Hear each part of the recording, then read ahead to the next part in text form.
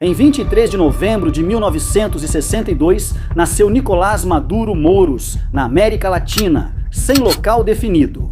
Testemunhas dizem que não foi em Caracas, mas sim em Cúcuta, Colômbia, cidade da mãe e família dele. Lá conheceu o pai e o casamento foi em Bogotá. Alguns dizem ter vivido os primeiros anos do ditador venezuelano em sua terra natal, o que não seria um problema se fosse verdade. Um dos requisitos para ser presidente na Venezuela, pela Constituição, é nascer lá e não possuir dupla nacionalidade. Cartório de Cúcuta, Colômbia, norte de Santander, nasceu Nicolás Alejandro. Ele não revelou sua nacionalidade, o que poderia ser facilmente provado mostrando a certidão de nascimento. Maduro preferiu se calar e ignorar, adotando um silêncio revelador. Só em 2021 o tema retornou e ele pediu ao filho para postar no Instagram. Com a hashtag democracia, encontraram na antiga casa em Caracas a certidão de nascimento do papai em uma gaveta. Impecável, reluzente e muito bem conservada, apesar da idade e de alguns detalhes estranhos. Mesmo olhos inexperientes, olhos peritos, é claro, perceberam falhas graves e incongruências legais, erros muito elementares. É aqui que eu me pergunto, será que Nicolás Maduro nunca se deu ao trabalho de pelo menos mentir direito? Será que desde jovem ele acreditava ser o único inteligente e os outros tolos? Parece que essa ideia veio do pai dele. Cuide-se, seus inimigos estão enlouquecidos por não conseguirem te vencer. Você vai triunfar. Nicolás. Entendido, papai. Nicolás Maduro Garcia foi dirigente sindical nos anos 60 e 70, liderou mobilizações, lutas trabalhistas e participou de partidos de esquerda. Essas características foram herdadas por seu filho favorito, também chamado Nicolás, que aos 15 anos foi expulso da escola por liderar uma associação estudantil, mesmo sendo presidente do Centro de Estudantes. Nessa idade, também pertenceu a uma organização de esquerda chamada Ruptura, para depois integrar as fileiras da Liga Socialista. Não há registros ou fotos que comprovem que ele concluiu a escola, apenas de sua época como jogador de beisebol e artista, em uma banda de rock chamada Enigma, onde era o baixista. Nessa época, Nicolás Maduro era muito fã de Led Zeppelin, mas não tanto dos estudos. Ele poderia ter ido para a universidade, mas escolheu não fazer isso. Ele preferiu viajar para Cuba em 1986 para estudar por um ano na escola Nico Lopes, de formação de políticos de esquerda. Ele edita livros há muitos anos, milhões deles para o povo ler. Ao voltar de Havana, aos 26 anos começou como motorista de ônibus no metrô de Caracas e logo buscou se aproximar dos colegas. Com o tempo, ele chegou à diretoria e depois fundou o Citrameca, o Sindicato dos Trabalhadores do Metrô. Essas ações caíam perfeitamente não só para o seu partido político, mas também para o seu terrível histórico, como o condutor com mais multas e mais faltas registradas dentro da empresa.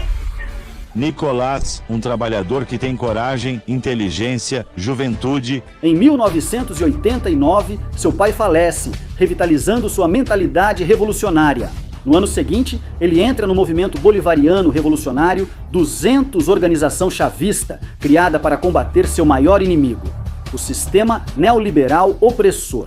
Em 1992, tenta o primeiro golpe de Estado na Venezuela contra o presidente Carlos Andrés Pérez. Uma operação histórica e fracassada, comandada pelo tenente-coronel do Exército de 37 anos, Hugo Rafael Chaves Frias. Lamentavelmente, por agora, os objetivos que estabelecemos não foram alcançados na cidade capital. Nós aqui em Caracas não conseguimos controlar o poder, mas já é hora de evitar mais derramamento de sangue. Por enquanto, Hugo Chávez havia sido capturado, e essa era supostamente sua mensagem de rendição, embora parecesse mais um discurso inflamado, uma ameaça para alguns, uma esperança para outros. Chávez foi preso, mas virou quase um herói, mantendo seus seguidores unidos e motivados durante os 2 anos de prisão. Se permitirmos que os militares voltem a tomar o poder pela força em um país da América Latina, estaremos simplesmente abrindo novamente a porta para os golpes militares. Que a Venezuela caia em um banho de sangue. Vamos garantir o maior sucesso, claro. E quem não vota não come. Pra quem não votar, não tem comida. O fracasso do partido foi uma grande oportunidade para Nicolás Maduro. Por fim, ele pôde conhecer seu ídolo, pois Chávez recebia visitas na cela como se fosse um consultório ou quartel. Ele coordenava atividades políticas, reunia-se com companheiros de luta e apoiava jovens promessas. Naquele dia, na prisão, a vida de Nicolás Maduro mudaria para sempre. E não só pelo que aconteceria com Chávez, mas também porque conheceria Cília Flores, a destemida advogada que liderava a defesa do tenente e de outros militares. Uma mulher apaixonada, rebelde e revolucionária como ele, tinham muito em comum. Ambos eram casados, tinham filhos pequenos e compartilhavam a mesma luta e transformação. Queremos Chávez, queremos Chávez. O compromisso com o legado de Chávez, o compromisso com a paz. No entanto, naquela tarde na prisão de Iaré, Maduro não causaria apenas uma boa primeira impressão em sua futura esposa. Ele esperou a vida toda por essa chance e precisava aproveitá-la, impressionar, se destacar, ouvir com atenção e, se possível, mostrar liderança e conquistas sindicais. Ser um farol na escuridão para seu comandante. Mas o mais importante de tudo, ele precisava ser muito simpático, muito agradável, conquistar a simpatia dele, e conseguiu, ainda mais com o passar do tempo. Nicolás Maduro. Eu o conheci quando estava preso. Lembro que ele chegou com um grupo de estudantes e trabalhadores à prisão de Iaré. Como sempre, ele anda como um furacão. Talvez tenha sido por sua obediência, ideologia forte ou confiança ao falar. Talvez tenha ajudado seu porte de 1,90 metros, aparência robusta, cristã e rosto amigável, mas com ar de determinação. Talvez porque ninguém repetisse tão bem suas palavras, apoiasse tanto suas opiniões, acreditasse cegamente em suas mentiras, ou por sua lábia, populismo e demagogia, essa preferência por frases vazias, discursos longos sem conteúdo, poesia barata, promessas falsas e ideias absurdas, sem técnica, processos ou bom senso. Talvez entenderam por que nenhum estudou ou trabalhou de fato, então foi fácil se encontrarem nesse idioma simples, taberneiro vulgar, nessas conversas onde Maduro aproveitava para ser um puxa-saco sutil, um talentoso e camaleônico bajulador, um oportunista ágil e rápido, disposto a tudo por mais 1 centímetro. Talvez tenha ajudado a falta de moral, honestidade e compaixão, ou talvez fosse porque compartilhavam a mesma insanidade? Toma na narcisista, pois sozinhos se sentiam Pedro, Paulo, José e Simão. Acreditaram tanto na própria mentira que passaram a achar que tudo daria certo, independentemente do que fizessem. E gozaram da nossa vontade, fingindo que eram bons. Por isso jamais conseguirão dormir. Por isso jamais conseguirão dormir. Depois daquela tarde na prisão, Maduro dedicaria toda a sua vida à causa de Hugo Chávez, que o segurou pelos ombros e o apelidou engenhosamente de O Verde, tornando-o seu ativista mais fervoroso. Primeiro veio sua libertação em 1994, graças ao indulto do presidente Rafael Caldera. Após ser libertado, Chávez criou o movimento Quinta República e lançou uma grande campanha política até as eleições de 6 de dezembro de 1998, vencendo com 56,2% dos votos. Esse pode ter sido o último processo eleitoral realmente honesto da Venezuela. Mas o ex-tenente não foi o único vencedor. Nicolás Maduro, ao integrar sua bancada, também foi eleito congressista. Esse fato seria terrível para a história da Venezuela, já que assim que Hugo Chávez se torna presidente, ele começa a fazer tudo o que havia prometido não fazer. Dizem que o senhor não é democrata. O senhor está disposto a entregar o poder depois de 5 anos? Estou disposto a entregar, não apenas após 5 anos. Já disse que antes disso não. No banco, estamos... de acordo que estejam em mãos privadas. Inclusive nacionalizaria algum meio de comunicação, algum meio? Não. O meio de comunicação atual do Estado e suas boas relações com a mídia não são suficientes. Com certeza, Jaime, você já leu muito sobre mim. Não sou socialista. O passo inicial foi alterar a Constituição de 61.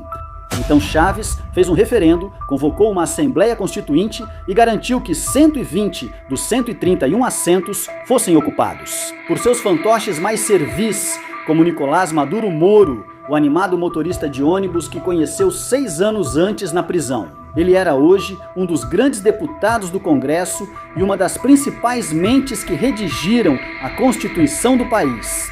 Refundar sua lei maior, criar a Constituição de 99...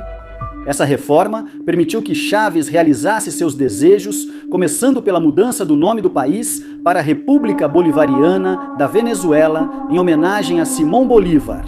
Isso foi só o começo. Ele acabou com o Senado, ampliou o mandato para 6 anos e permitiu reeleição imediata. Estreou seu programa de televisão Alô Presidente e começou rapidamente a expropriar, já que expropriar era aquele jogo que ele sempre quis jogar. Chávez. Não há intenção de nacionalizar absolutamente nada, não? Absolutamente nada. Planta Lara, exproprie-se. Eletrosoldado, Valência, exproprie-se. 15 centros de reciclagem de sucata, exproprie-se. Eu proponho. Expropriação desses negócios, este edifício. Qual é o edifício com lojas comerciais privadas? Exproprie-se, senhor prefeito, este edifício. Esse é um edifício que tem comércio privado de joalheria. Exproprie-se, de acordo? E aquele edifício ali na esquina está expropriado, pois está expropriado. Claro, expropriar era o termo perfeito para camuflar o que realmente era um roubo. Uso do governo para tomar fazendas, empresas e casas dos donos. Chávez deu a funcionários subalternos poder para confiscar bens, criando uma grande rede de corrupção sob o lema de tirar dos ricos e dar aos pobres. Uma das mentiras mais usadas para roubar. Chávez usou os ativos para pagar favores a amigos, aliados, partidários e apoiadores desse grande roubo. Chávez usou uma breve cortina de fumaça que aumentou gastos públicos e o forçou a seguir expropriando, inclusive além das fazendas. Agroislenha está expropriada. Aquela empresa de vidro, como se chama? Owens, Illinois. Exproprie-se. Hugo Chávez expropriou empresas elétricas, telefônicas, de cimento, siderúrgicas, alimentícias, bancos e, claro, o maior prêmio, as petrolíferas, como a Petróleos de Venezuela, sociedade anônima maior da Venezuela. Chávez demitiu mais de 18 mil funcionários qualificados e colocou aliados no comando. Ele fez o mesmo em quase todas as empresas que expropriou, destruiu-as desde a base, infestou-as com pessoas pouco qualificadas e as tornou ineficientes, improdutivas e corruptas. Embora isso lhe servisse para encher os próprios bolsos e cobrir aquele enorme desperdício de dinheiro público que havia causado. Por suas medidas populistas, como dar casas, terrenos, carros, comida, empréstimos e subsídios, quem não iria amá-lo? Chávez era extremamente generoso, doando milhões a países aliados como Bolívia, Nicarágua e Cuba, especialmente ao amigo Fidel Castro. Seu grande exemplo, seu paradigma? Se para você Cuba é uma ditadura ou não é uma ditadura? Sim, é uma ditadura. É minha primeira vez aqui fisicamente, pois nós, jovens latino-americanos, já viemos muitas vezes a Cuba em sonhos.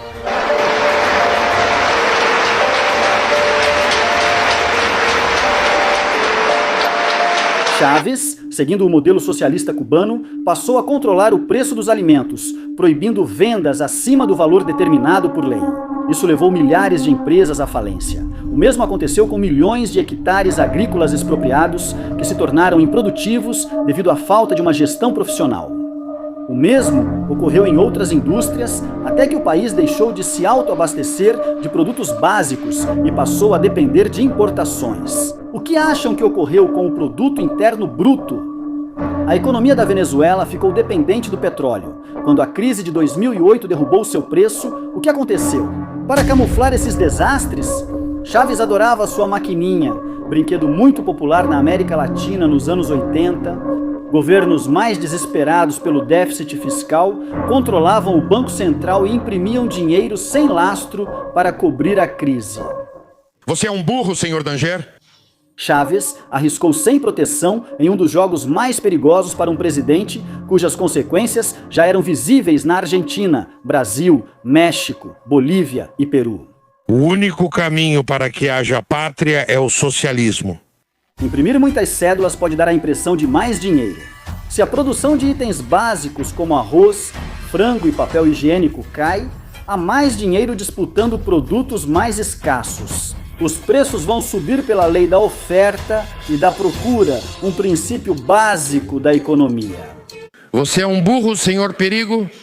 Parece que Chaves nunca percebeu ou não foi avisado na hora certa, então continuou brincando com a maquininha sem problemas. Diante do aumento dos preços, a resposta era sempre mais controle, subsídios, gastos e impressão de dinheiro.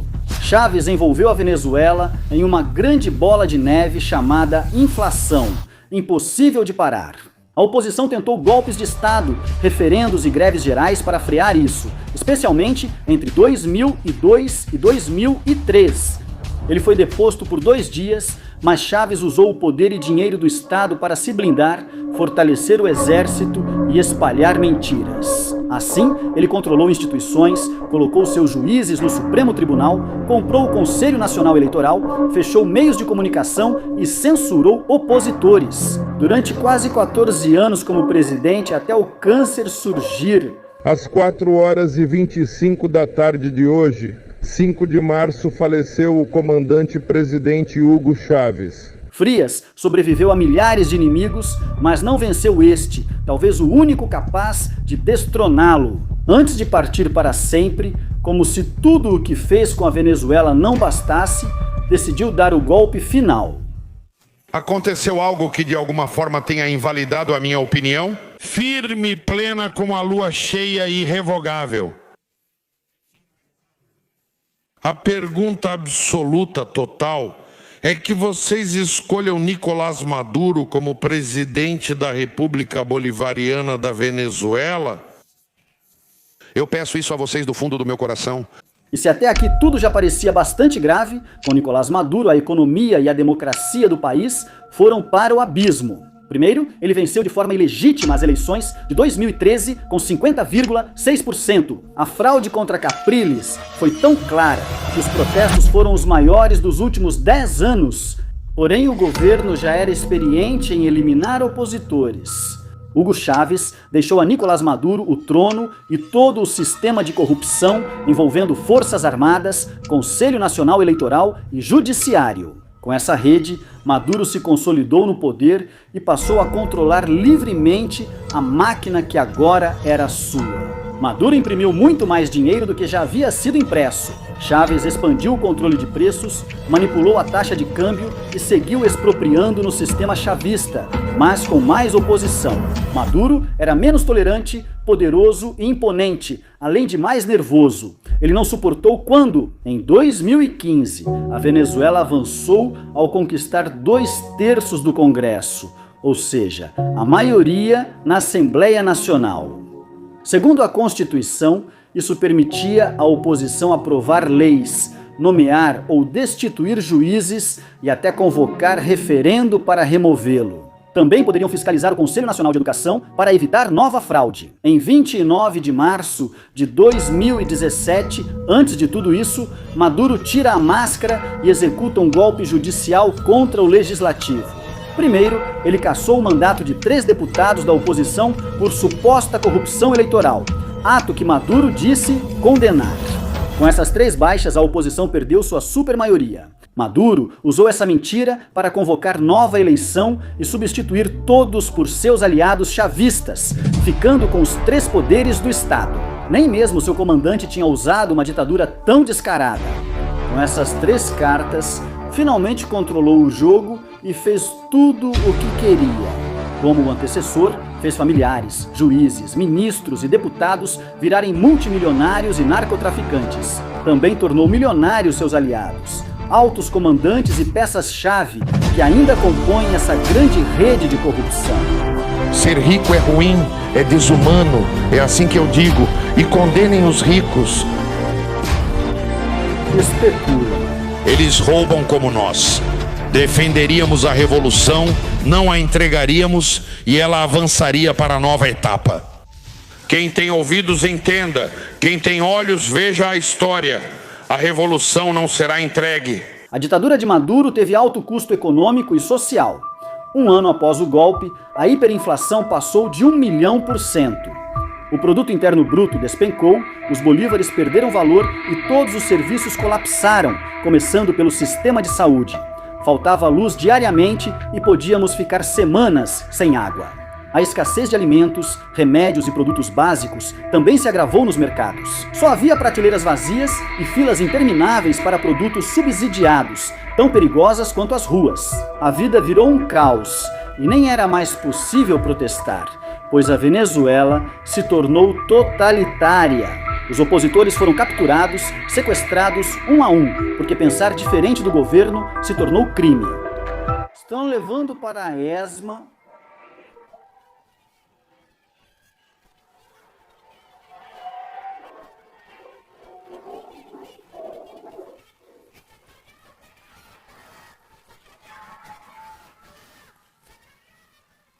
Para manifestar no país é necessário autorização legal. Covarde, assassino. Genocida. Neste ponto, a realidade era devastadora. 82% da população vivia em condição de pobreza e 53% já era considerada em extrema pobreza. 74% não tinha acesso à água potável e 18% cometia crimes. O salário mínimo variava de 0,9 a 4 dólares mensais e ganhar mais legalmente era quase impossível. A ditadura socialista levou a Venezuela, que há 50 anos era o quarto país mais rico do mundo, à situação atual. Potência petrolífera com reservas maiores que a Arábia Saudita, o sonho sul-americano. Chamavam de terra prometida, com moeda forte, e nos mercados se dizia: está barato, me dá 2. Por isso, muitos, como espanhóis, italianos, portugueses, alemães, colombianos, argentinos, chilenos e peruanos, buscavam refúgio e oportunidades lá. Irônico, não? Muitos esquecem que a Venezuela já foi diferente do que vemos hoje nas notícias. O país era seguro, turístico, com belas paisagens, boa comida, moeda estável e pessoas felizes. Pessoas boas e muito patriotas, pessoas que jamais teriam deixado sua terra se não fosse pelas terríveis decisões desse senhor.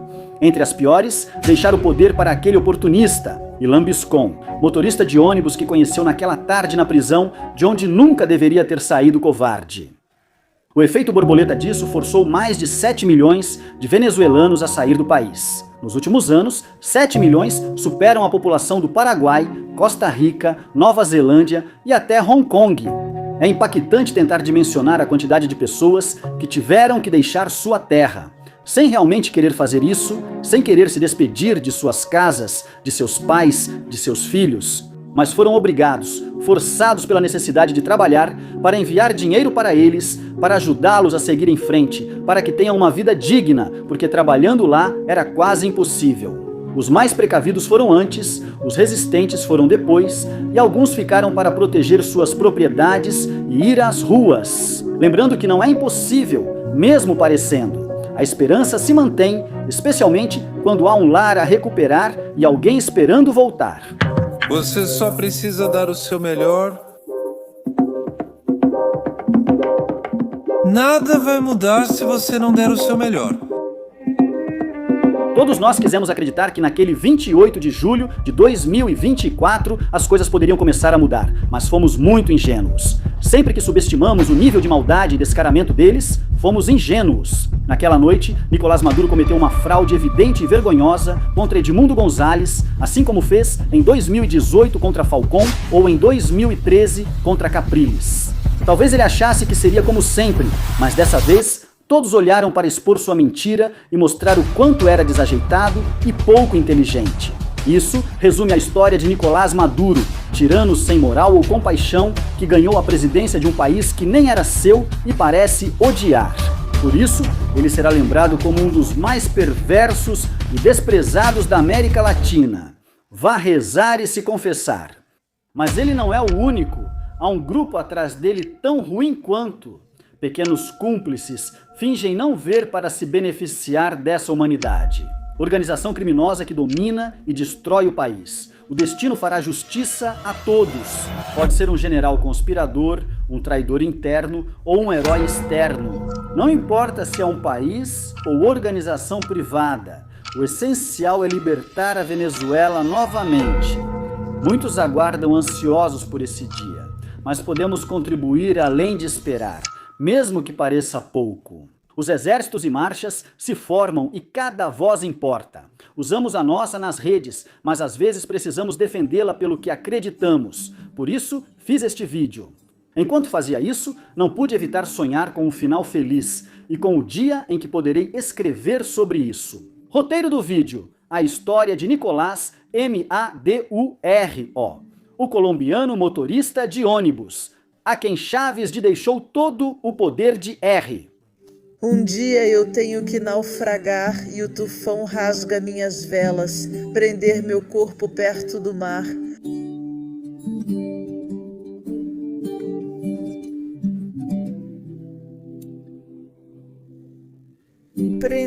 Prender meu coração. E confio que esse dia logo vai chegar. Se você gostou deste vídeo, te convido a compartilhá-lo com outras pessoas e a comentar. Lerei e responderei para ampliar o tema e peço que se inscreva, pois já preparamos novos vídeos. Adeus! Segundo a história, sempre ferraram com a gente, mas nós nos levantamos quando caímos. Você e eu somos mais que um partido, somos a identidade de um povo desunido. A partir de hoje me declaro muito comprometido e prometo que vou fazer barulho sobre tudo o que aconteceu. De cada direito violado, compatriota caído e quem vai às ruas exercer sua opinião. Sou reprimido pela minha irmã na Argentina e pelos panas no Panamá. Por levarem tudo o que vivi quando era pequeno, por nos expulsarem de casa como se fossem os donos. Juro que eles nunca mais vão conseguir dormir em paz, mas você só precisa dar o seu melhor. Desde o maior empresário até quem vende mestis. Os que vivem no bairro, os que vêm do country. Somos o mesmo povo e todos nascemos aqui, que direita, que esquerda.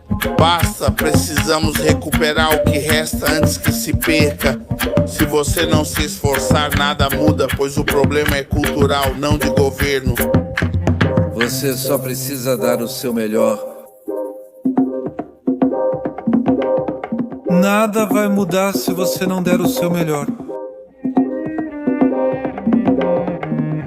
Traficaram nosso sangue e nossos sonhos, por isso nunca mais poderão dormir. Negociaram nossa vontade, fingindo que eram bons, por isso nunca mais poderão dormir. Por isso nunca mais poderão dormir, sozinhos.